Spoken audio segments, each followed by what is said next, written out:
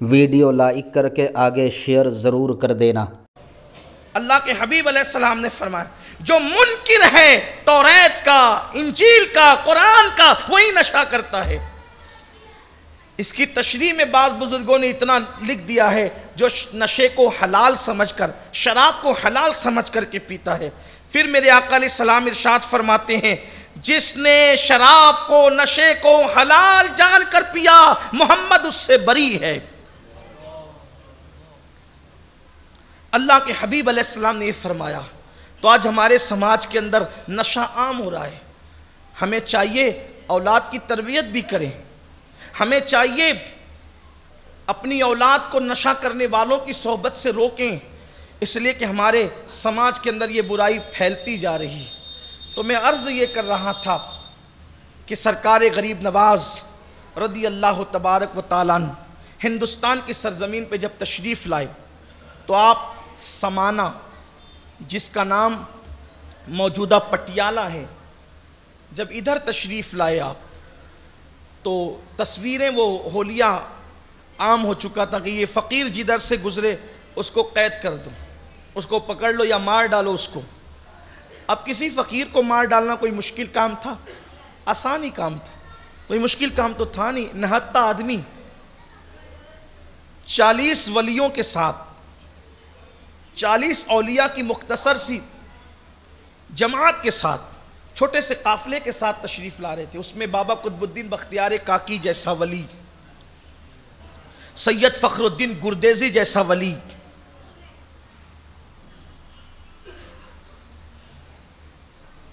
محمد یار سبزواری جیسا ولی، اسی طریقے سے اور بھی اولیاء کا ایک چھوٹا سا قافلہ تھا، اور ان کے لیے تھا کہ یہ جہاں نظر آئے انہیں قتل کر دو۔ اب حضور غریب نواز نے سمانہ میں قیام کیا تو پہلے تو آپ کو قید کرنے کی کوشش کی گئی، آپ کے ساتھ آپ کو قتل کرنے کی کوشش کی گئی، لیکن جب یہ محسوس ہوا کہ آسانی کے ساتھ اس فقیر کو ہم شکار نہیں کر سکتے تو وہ جو وہاں کا بادشاہ تھا اس نے مکر کرنا چاہا، ہیلا کرنا چاہا، اور کہا کہ ایسے نہیں، اس کو زہر دے دیتے، ہتھیار سے ماریں گے تو نہیں مار سکیں گے، مکر سے ماریں گے تو مار سکیں گے۔ تو اپنا نمائندہ بھیجا، یہ لوگ ایک درخت کے نیچے بیٹھے ہوئے تھے، مختصر سے اللہ والے، چھوٹی سی جماعت تھی، چھوٹا سا قافلہ تھا اللہ والوں کا، ایک درخت کے نیچے اس کے سائے میں بیٹھے ہوئے، آگے کو سفر شروع کرنا ہے، آگے کی طرف جانا ہے، اجمیر معلیٰ کی طرف، اور سمانہ میں رکے ہوئے۔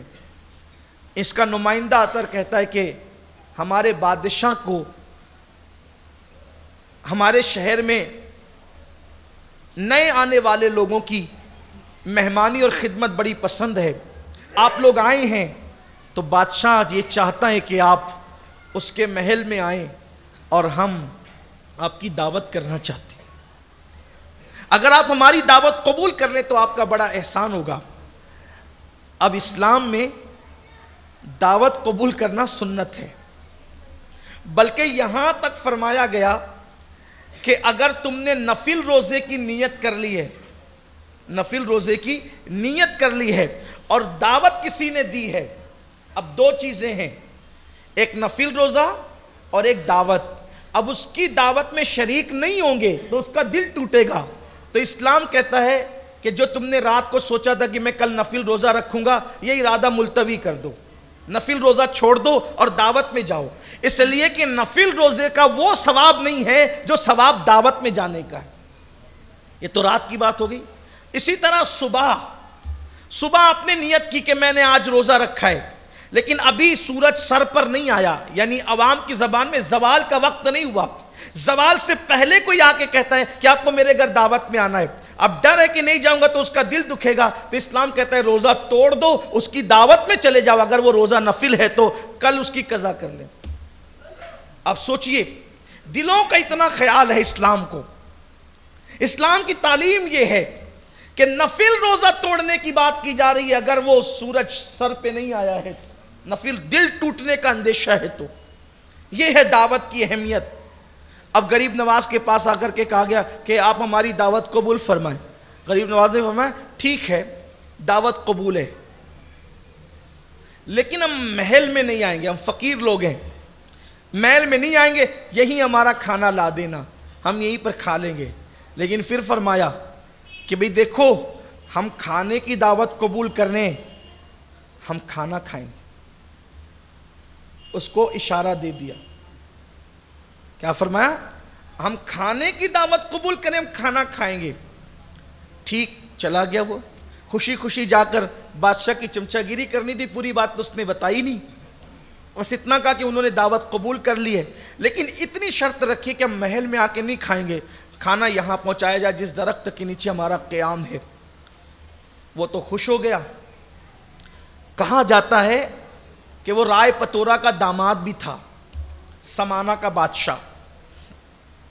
اس نے بڑے لذیذ کھانے بنائے اس دور میں جو ہندوستان میں پکتے تھے، اور ان کھانوں کے اندر اس نے زہر ملا دی. ایسا زہر ہلاہل کہ کھانے والا تھوڑی دیر کے اندر تڑپ تڑپ کر کے جان دے دے، مر جائے وہ. اور زہر ملا کر کے لذیذ کھانا جس کی خوشبو سے دماغ معطر ہو رہے تھے لا کر کے رکھ دیا. غریب نواز نے کھانا دیکھا. غریب نواز نے کھانا دیکھا. کھانا آنے سے کچھ دیر پہلے اللہ کے رسول علیہ السلام نے خواب میں آ کر فرمایا اس کھانے میں زہر ملا. اللہ کے حبیب علیہ السلام نے رہنمائی فرما دی اس کھانے میں زہر ملا ہوا ہے.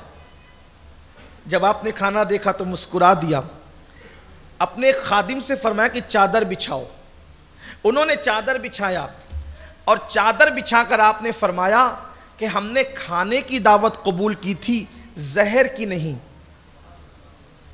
ہم نے کھانے کی دعوت قبول کی تھی، زہر کی نہیں. اور فرمایا کھانا ہمارے لیے اور زہر جس نے ملایا اس کے لیے.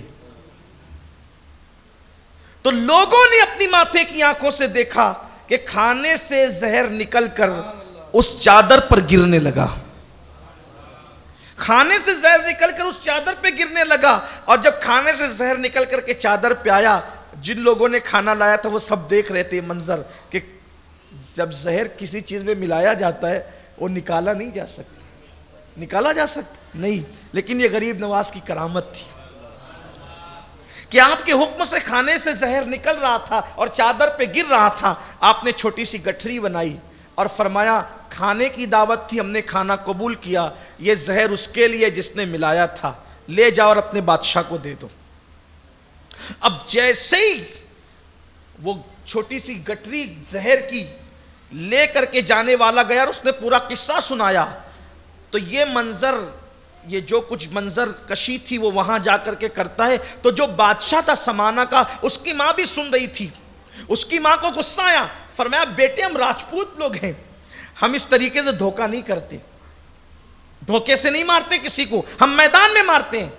کاش کہ میں نے تجھے پیدا کرنے کی بجائے میں نے سانپ پیدا کیا ہوتا تو آج میری یہ بدنامی نہ ہوتی. ماں نے اتنی گالیاں دی، اتنا کوسا کہ وہ غصے میں آ گیا اور غصے میں اپنا سر ٹکرانے لگا دیوار سے. اور جب سر ٹکراتے ہوئے اس کو سکون نہ ملا تو غصے میں آ کر کے اس نے وہی گٹھری کھولی اور وہ زہر اس نے پھانک لیا اور تھوڑی دیر میں وہ مر گیا. پورے سمانہ میں شور ہو گیا. فقیروں نے تو زہر نکال دیا کھانے سے. اس دن اتنی بڑی تعداد میں سمانہ کے لوگ غریب نواز کے ہاتھ پہ مسلمان ہوئے کہ صرف 700 تعداد وہاں کے پنڈتوں کی تھی. مذہبی رہنما 700 تھے تو عوام کتنی رہی ہوگی. اور غریب نواز نے ان لوگوں کو تھوڑی دیر کے اندر کلمہ بھی پڑھایا اور ان مذہبی رہنماؤں کو جو ان کے رہنما تھے اسلام کا رہنما بنا دیا اور ان لوگوں کو مقام ولایت پر پہنچا دیا. سمانہ ان کو سونپا اور سمانہ ان کو سونپ کر پھر سرکار غریب نواز چلے اجمیر مولا کی. ویڈیو اگر اچھا لگا ہو تو لائک کر کے آگے شیئر ضرور کر دینا. اللہ حافظ.